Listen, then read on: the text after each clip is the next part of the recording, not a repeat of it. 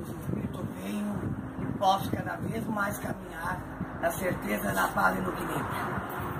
Tá bom. Deu, pode vir. Deu. Isso. Filma bem.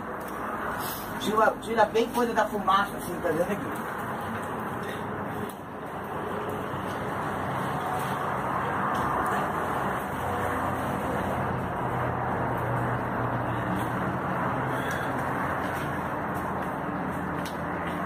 Da Silva. Agora filma a mesa, filma o fogo.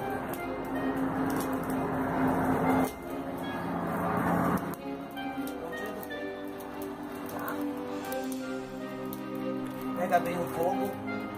Lá, ó. Agora o menino, ó. Eu vou botar o jaleco dele.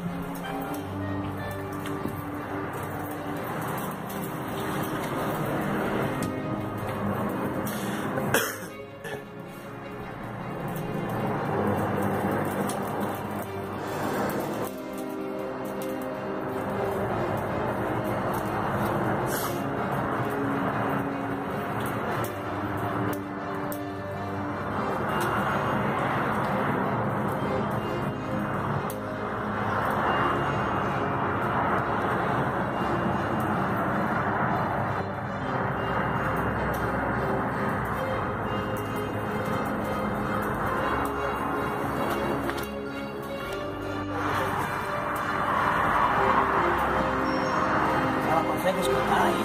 Consegue. Dona Paradoxo, bom axé pra ti, certeza, paz. Eu, Maria Arquiteto, bola de Moxabá, de Cunhabá. Tô fazendo a regressão do rapaz. Vou largar a pomba agora, que dê tudo de bom. A mesa tá feita, as coisas estão feitas, tá largada pra ele. A prisão foi libertada dele. O monge agora pode ser feliz na vida dele, no astral dele. E tu também, e o rapaz também. Um bom axé. Não desliga.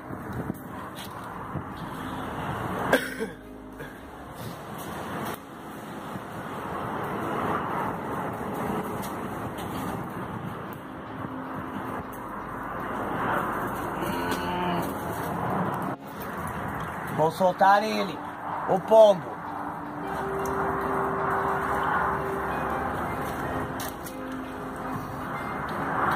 Deixa ele ir. Vamos pra cá agora. Tá? Isso. Agora aqui vem. Aqui assim, ó. Filma que a água seja correnteza para ele caminhar. Que esse mar simboliza a água que ele possa procriar. Essa quartinha é para beber água. Tem os cereais, a comida. Um bom livro que simboliza uma boa Bíblia. A boa comida, a boa fartura, o bom lampião que você está numa caverna, fazendo amor, fazendo paz. Mas desde já eu te deixo um bom axé. Tá bom, pode ligar.